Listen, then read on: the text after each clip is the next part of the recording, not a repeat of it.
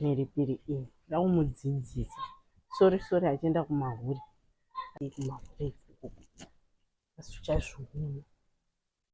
sori every time sori munhu asingarare pamba achirara kumahuri.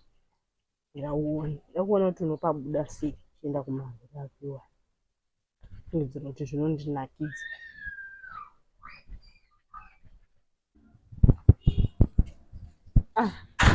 Kwamatogadzira makutoenda muri kuenda kuruka Mkwenda ubhawa.